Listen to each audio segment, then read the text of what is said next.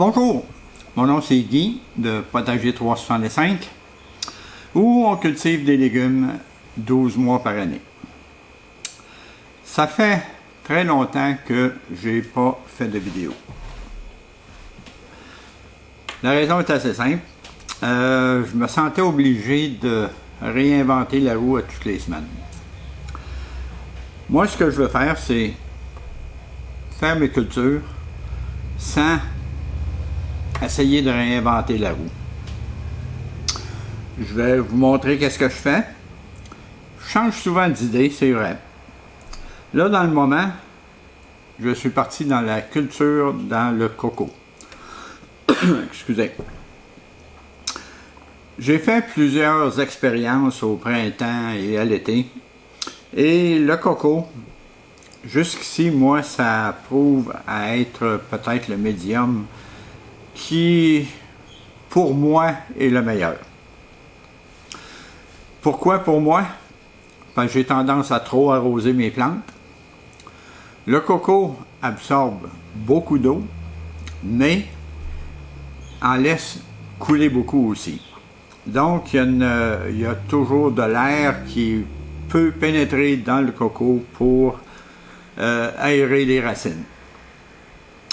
J'ai découvert aussi que, probablement à cause de mes habitudes, que quand je sème ou plante dans du coco, il y a beaucoup plus de racines. Les racines, c'est beaucoup plus dense, les racines. Il me semble que les racines sont en meilleure santé. L'hiver dernier, j'ai cultivé principalement en hydroponique. J'ai eu des bons résultats. Excellent, non. Bon, oui.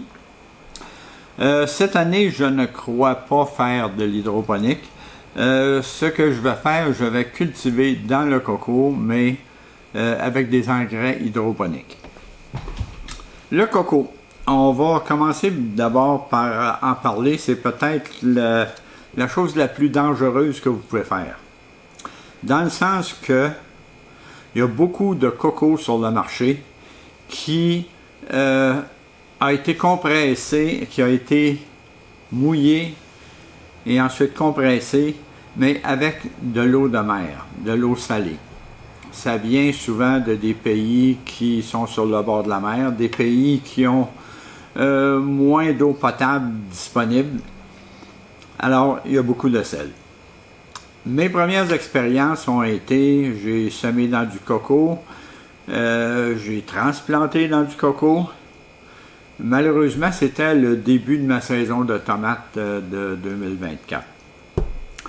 Tous les plants que j'ai transplantés dans le coco sont morts. Je savais qu'il y avait un problème avec le sel. J'avais rincé mon coco, bien rincé mon coco. Et puis les plants sont tous morts. Là, je voulais voir, est-ce que c'est bien le sel? Alors, ce que j'ai fait, je me suis installé dans le lavabo de cuisine, j'ai ramassé là, le coco, j'ai mis ça dans un sac de culture. J'ai laissé l'eau couler dedans. Ensuite, je prenais des grosses poignées de coco, je mettais ça en dessous du robinet. Puis ensuite, je les ai tordus, puis je les ai mis de côté. J'ai recommencé à planter dans du coco. Et tout a été merveilleux. Une des raisons pourquoi j'ai commencé à utiliser le coco, c'est en partie à cause de Hucho, qui est un cultivateur, un jardinier. C'est quelqu'un qui cultive dans le coco depuis plusieurs années. Et puis, il y a des résultats qui sont assez extraordinaires.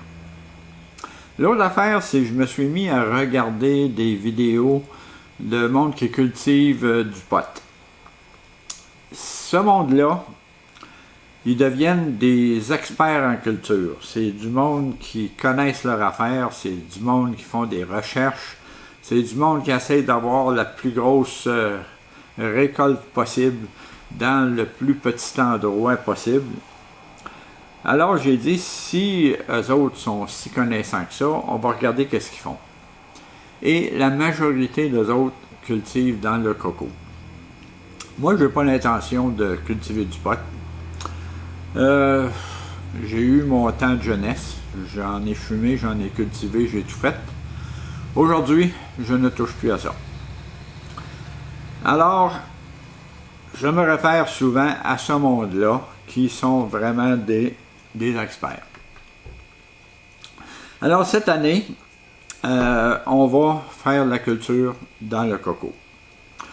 Là, dans le moment, je cherche toujours des plants de tomates qui sont pas trop gros, qui donnent une tomate qui est bonne, qui est sucrée, une tomate. J'aimerais avoir idéalement une tomate de 2 onces, là. Mais jusqu'ici, les tomates de 2 onces que j'ai trouvées sont plutôt rares.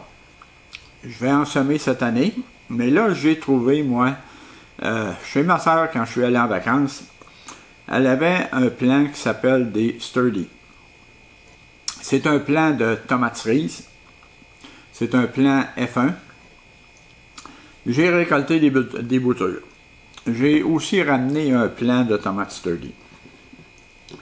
C'est un plant nain qui, apparemment, moi je ne l'ai jamais fait une production de tomates cerises. Quand il a fini sa production, ce sera des tomates cerises assez grosses.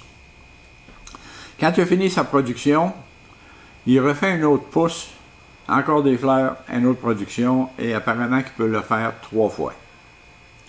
On va voir, on l'essaye. J'ai goûté à la tomate, elle est délicieuse. Souvent, quand on fait des boutures de plants déterminés comme la Sturdy, c'est difficile un peu parce qu'on prend ça, puis il n'y a pas de tête à ces plants-là, parce que les têtes sont remplies de fleurs, puis en principe, un plant déterminé, il produit, quand il a fini sa production, il meurt. Alors là, ici, j'ai des boutures de Sturdy. Ça fait, moi je suis arrivé mardi dernier, donc ça fait exactement une semaine que je suis arrivé. J'ai coupé les boutures peut-être jeudi ou vendredi, et puis j'ai déjà beaucoup de racines. Alors là, j'ai ici des plats avec du coco. Je l'ai arrosé comme il faut. Là, je vais essayer de faire un trou qui est quand même assez grand pour ne pas casser les nouvelles racines.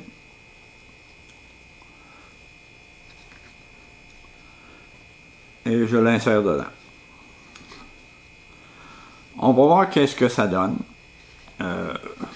D'après les racines qu'on voit, ça va donner des bons résultats. Donc, j'ai mon étiquette. Sturdy, S-T-U-R-D-Y. Et je vais en faire un deuxième. Celui-là, il est bizarre un peu. Il va falloir que je l'enterre assez creux. Parce qu'il a fait des racines plus vers le haut que vers le bas. J'ai préparé un pot pour lui aussi.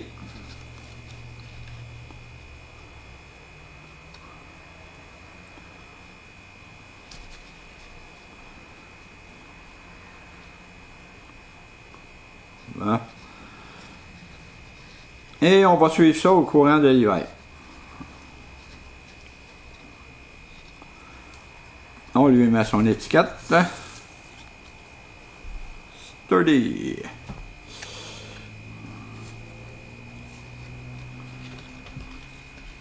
Et on continue. Là aujourd'hui, disons que par le passé, je me servais beaucoup des Jiffy pour partir mes semis. Là, tout le monde parlait du Rockwool. Je ne l'avais pas essayé. J'ai décidé d'essayer le Rockwool. Alors, j'en suis à mes débuts. Je pense que j'ai fait un semis seulement jusqu'ici avec du Rockwool. Alors là, on va essayer d'agrandir le trou, mais là, j'ai pas grand-chose qui semble faire l'affaire. Bon, j'ai une broche ici. C'est un début. Il y a déjà un trou, mais pas facile. Alors, j'agrandis les trous.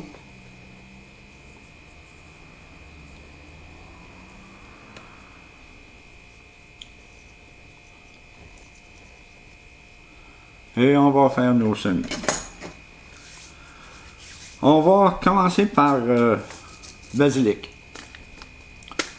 Ok, ça aiderait si l'enveloppe était ouverte, ça irait plus vite.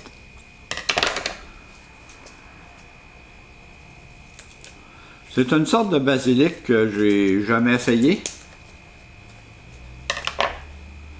Ça s'appelle basilic à feuilles de laitue.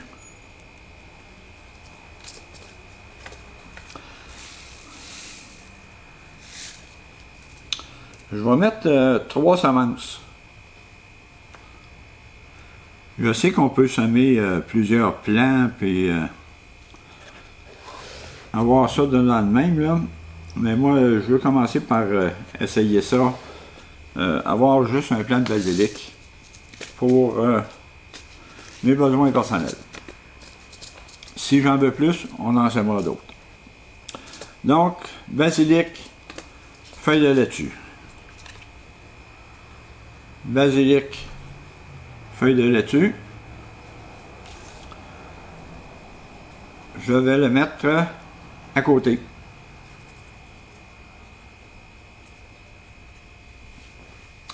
Maintenant, on va semer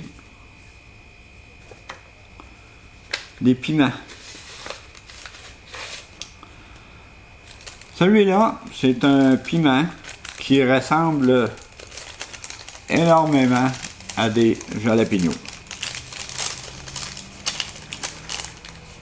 Alors regardez, la seule différence qu'on peut peut-être trouver avec le jalapeno, c'est que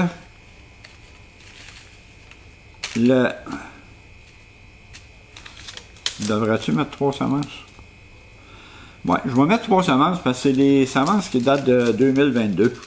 J'avais acheté ça en 2022, puis en fin de compte, j'avais trop de semences, puis ceux-là n'ont jamais été partis. Alors là, on va mettre 3 semences. On va enfoncer ça un peu.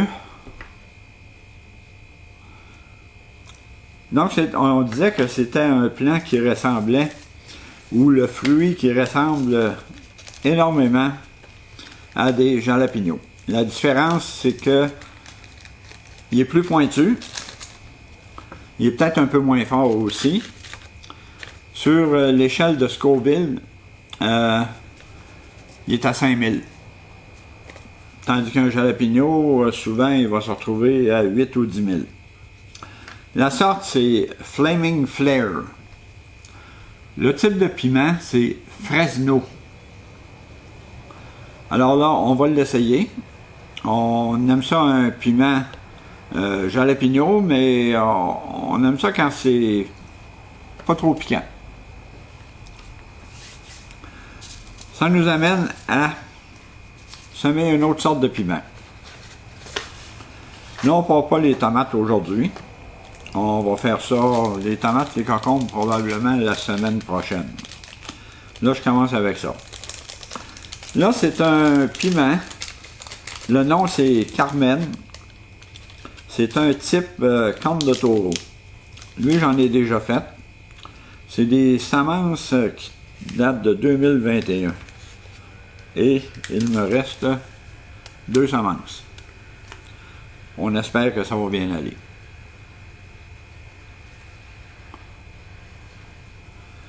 Je voulais aussi vous montrer la manière que je le fais. On va lui mettre son étiquette. Piment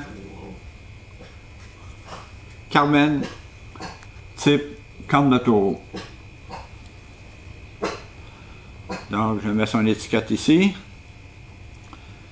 Et là, on va parler un petit peu là, du contenant dans lequel j'ai semé ça. On a ici des Rockwool. On a un plat noir comme tout le monde connaît, qu'on achète un peu partout. J'ai pris le couvert, j'ai fait 2 tranchées, c'est bon. Et j'ai mis un papier essuie-tout. Ce que j'ai fait, j'ai pris 2 feuilles d'essuie-tout, j'ai plié en 3. J'ai ici une autre sorte de pot, de plat, mais qui fait la même chose. OK? On a ce plat-là, le couvert ici. J'ai fait 2 tranchées. Je me suis servi d'un fer à souder pour faire ça. Vous pouvez le faire comme vous voulez, avec une scie, avec... peu importe. Et là, ce qu'on fait, on insère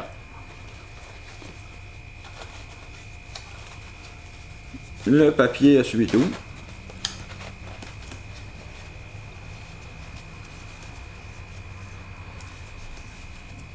Des fois, il s'insère bien, des fois, il s'insère mal, là, mais on va l'avoir. Et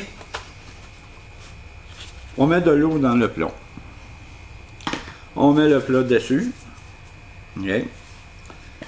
Donc, l'eau va venir et mouiller le papier essuie-tout. Pareil comme ça. Même chose, plat différent. Et là, on va mettre dessus des Jiffy, on va mettre des Rockwool. On peut même mettre un pot avec de la terre dedans. Un pot avec du coco.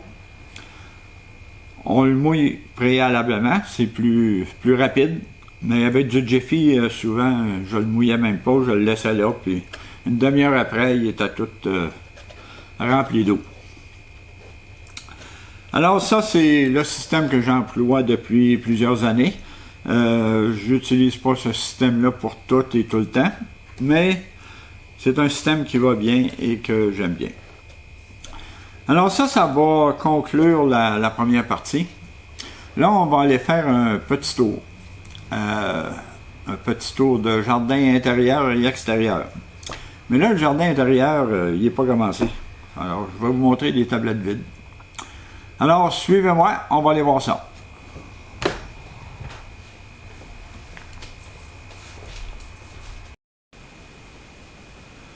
Bon, on est rendu au jardin intérieur. On peut peut-être commencer par regarder ici.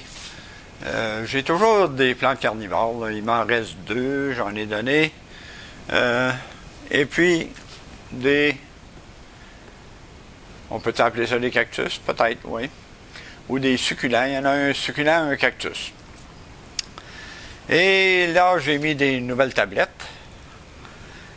Recouvert mes tablettes. Et ici, on a nos 2 plants de Sturdy. Là, les plants de Sturdy sont quand même assez loin de la lumière. Alors, qu'est-ce qu'on va faire? On va les élever.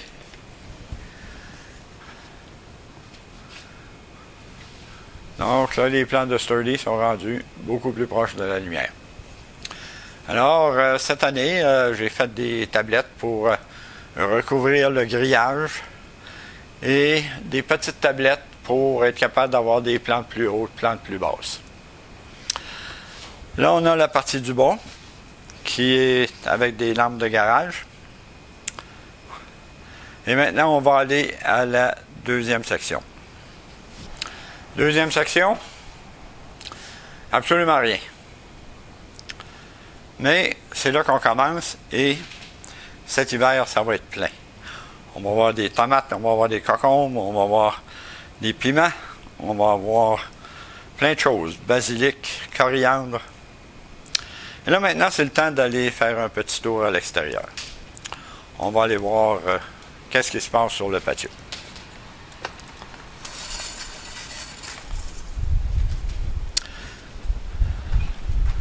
J'ai ici un plant de tomates qui s'appelle Tarzan. C'est un plant nain qui fait des tomates presque cocktail, tomates cerises, grosses cerises. On regarde la grosseur. Et j'ai le plant de Sturdy. Là, le plant de Sturdy, il lui manque des branches. Je pense qu'il y a quelqu'un qui est passé pour en couper. Alors, c'est ça. On a ici un plant de tomates Big Beef. On a un plant de tomates Early Girl. Lui, ce plant-là est dans le coco. Il y a des tomates qui s'en viennent. Celui-là, j'en ai pas ramassé encore. J'ai un plant ici qui s'appelle Dufresne. Ça, c'est une petite madame chez Botanix qui m'a vendu ces semences-là. Une nouvelle compagnie qui est à Kamouraska et qui essaye de percer dans le domaine des semences. Là, le nom m'échappe, je ne me souviens pas, mais... Et ici, on a de la Big Beef. J'en ai eu des pas mal grosses. Et puis là, je ne sais pas si c'est à cause de la chaleur, mais les tomates qui s'en viennent sont moins grosses. Ça, c'est un plant de Better Boy. Lui, il ne vivra pas. J'ai beaucoup de cul noir dedans, j'ai de la misère. Quand une sorte de tomate ne veut pas pousser, on s'en débarrasse.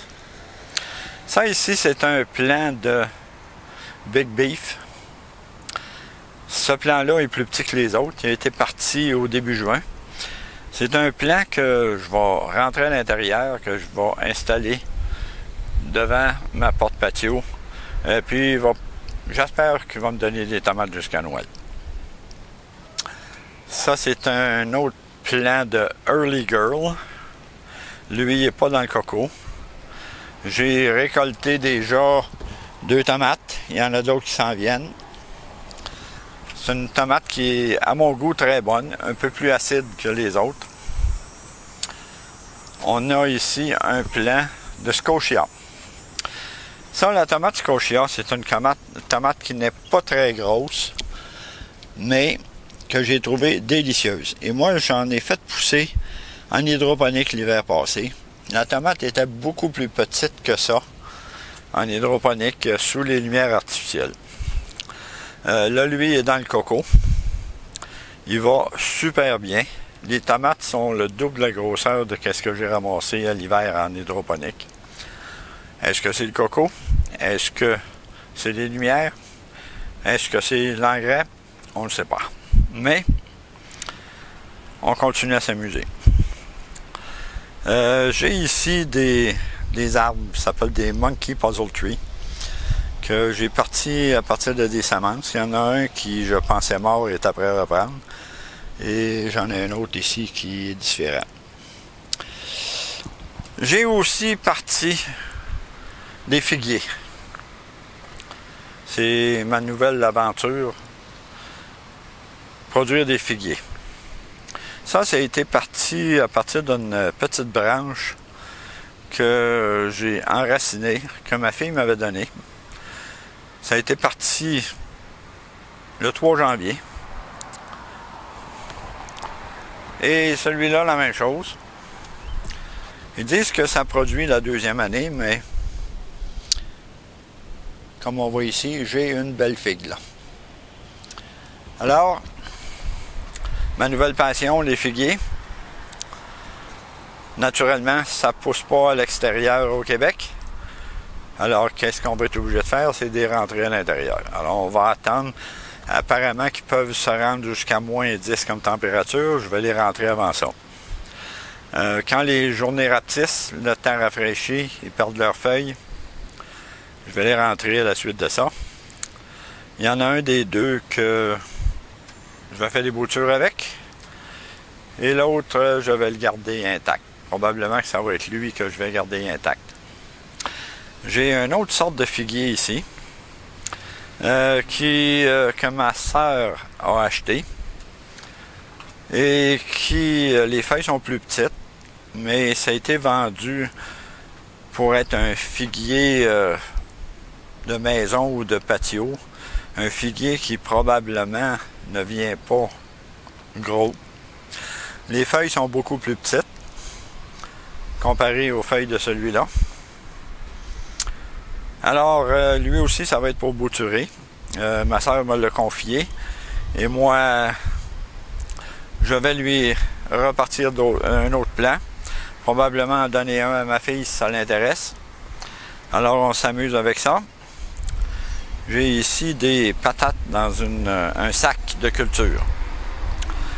Probablement que il y a 2 sortes de patates, mais tomates du fond, je crois que le plan est fini. La tomate qui est plus en hauteur, pousse encore. Alors, on va voir qu'est-ce que ça donne. Alors, c'est ça qui est la tournée du patio et du jardin intérieur. Alors, si ça vous intéresse, suivez-moi pendant l'hiver. Si vous avez aimé la vidéo, donnez-moi un coup de pouce, enregistrez-vous à ma chaîne et on devrait faire plusieurs vidéos au courant de l'hiver. Alors, à la prochaine et merci d'avoir été là.